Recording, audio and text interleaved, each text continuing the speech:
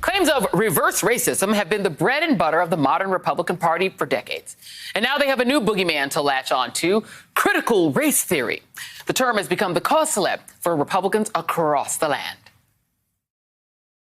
What this is it's a CRT theory, but it manifests in sort of this anti-racism training. All of this stuff is connected. The primary thread that links them all together is this. America institutions are inherently racist. Suddenly they're finding out that their local school is teaching them that America is fundamentally racist. That's all a lie. That's all poison, and it's being poured into the minds of our kids. Critical theory is an ideology that says the United States is rotten to its core. The leaders of this movement think our society is defined by white supremacy. Critical theory, in all of its guises, distorts our history, it destroys our common loves, and it would leave us hopelessly divided. Critical theory is a whole other thing. Anyway, this weekend, Wisconsin Senator Ron Johnson told a crowd of Republican supporters that he's more panicked than ever about the state of the country and that Republicans should, quote, take back our school boards, our county boards, our city councils. We will take back our culture. What exactly is our culture, Senator? And who's the our in that sentence? And who decides? You see, what these politicians are objecting to is a factual analysis of our history, warts and all. But what they're doing is far more pernicious. They've taken legitimate calls for critical self-reflection and demonized it into a catch-all phrase that they now wield as a political cudgel. They're so obsessed with owning the libs that they make bizarre statements like this one. I thought General Milley totally missed the point last week. He says, well, I read Mao and I read Stalin. That's nothing to do with it. You know, we read Mein Kampf in school. No one thought we were Nazis. People didn't read Mein Kampf in school. No. Another common feature of the freakout is to name and blame particular black public intellectuals who are not even involved in critical race theory. One of those black public intellectuals is Dr. Ibram X. Kendi, author of the best-selling book, How to Be an Anti-Racist, and the founder and director of the Boston University Center for Anti-Racist Research. And he joins me now. Professor Kendi, thank you so much for being here. I have been the whole sort of co-opting of the term critical race theory and then planting it onto really anti-racism has been an astonishing thing to watch. One of the astonishing features of it is that they've decided that you are the main person responsible for doing that. So I just want to very quickly get this off the table. Are you a critical race theorist? So I've certainly been inspired by critical race theory. I certainly admire critical race theory, but at the same time, I wasn't trained on critical race theory. I didn't go to law school, and so I don't necessarily identify as a critical race theorist. Yeah, right. You'd have to go to law school to be one, right? And you just made that point very well. But they don't either. They don't know really what it is either. But here is Senator Josh Hawley, sort of one of the worst sort of offenders here, slamming you by name. Dr. Ibram Kendi wrote this: the only remedy to past discrimination is present discrimination. The only remedy to present discrimination is future discrimination. That's right. That's what he said. Think about that for a moment. He's saying that he's opposed to equality under the law. Dr. Kendi and his followers are in no uncertain terms advocating for state-sanctioned racism. Okay, now, given the fact that they can't seem to quote Dr. King accurately, I'm just going to assume that they're misquoting you or getting the wrong context. Can you explain, please, what that quote, even if it's an accurate quote, what it means? Sure. So Joy, we recognized as a nation that elderly people were dying at the highest rates, were the most vulnerable to COVID-19. So we decided that it was best to provide vaccine to those people first. No one described that as a bad policy, but young people could have said, hey, you're discriminating against us. And we would have responded, well, older people are dying at the highest rates. Should they not receive vaccine first?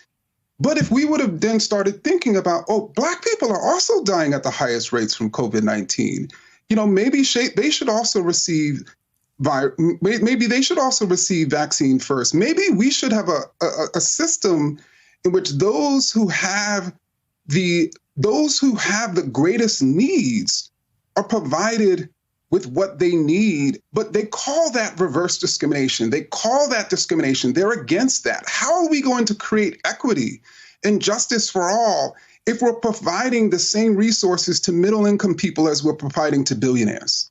Yeah, this is the same theory under which they have gone after black farmers receiving benefits when they have only 14% of the land at this point. They've been stripped of their land. But then they're saying that white farmers need to get all the rest. All the benefits need to go to white farmers, or it's reverse discrimination. They're doing that in court. Stephen Miller is part of that. I just want to ask another couple questions just to make sure that we're getting everything clear. Do you believe that white Americans are inherently racist?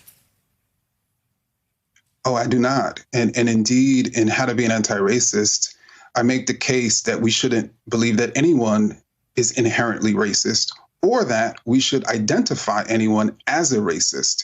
And I make the case that racist isn't a fixed category. It's a descriptive term that describes what a person is being in any given moment based on what they're doing or saying. And so if a person is saying Black people are lazy, they're being racist. But in the very next moment, they're advocating a policy that creates justice and equity for all. They're being anti-racist. Okay. And do you know of any schools that are teaching that white Americans are inherently racist? Have you ever heard of any school that's teaching that anywhere? I haven't. And indeed, I would speak out against that school if it was doing it. And we now know that one of the groups that is under attack from the same people who are attacking you are the military, particularly military generals, including the Secretary of Defense and the Joint Chiefs of Staff Chair, General Milley. He's now been attacked by Donald Trump, Matt Gaetz, who never served and probably wouldn't have the guts to serve for 10 seconds, nor would Tucker Carlson, nor would Laura Ingraham. They've all gone after him. Bill Kristol has called that out as sort of ground level fascism.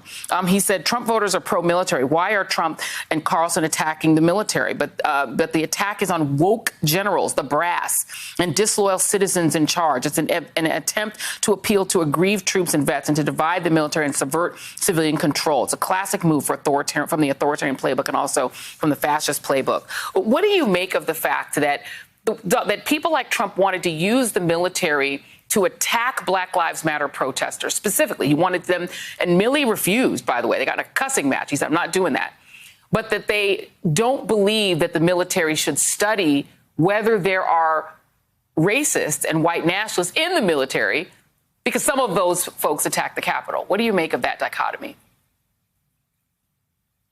I mean, I think it's pure sort of insanity that's presented as logic. And the fact of the matter is American armed forces have a white supremacist problem, and the leaders have recognized that, and those leaders have decided that the way in which you address that issue is by teaching people to be anti-racist, by teaching people to recognize the racial groups as equals. And it's fascinating, and we've learned this year that the Republican Party isn't pro-cop, because if they were pro-cop, they would have responded differently to the Capitol insurrection. And they're certainly, we're showing now, they're not even pro-military. These are wedges and terms and constructs they use and they lie about them just as they lie about anti-racism and critical race theory and the 1619 Project.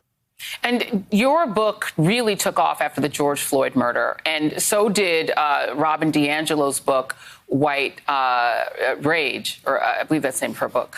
Do you think that that the right is using the George Floyd movement and the fact that white Americans saw what happened to George Floyd and said, oh, my God, we need to question whether or not there is structural racism in our society, that's what this is about? This is about white Americans having woken up to what happened to George Floyd, and now the right wants to stop that.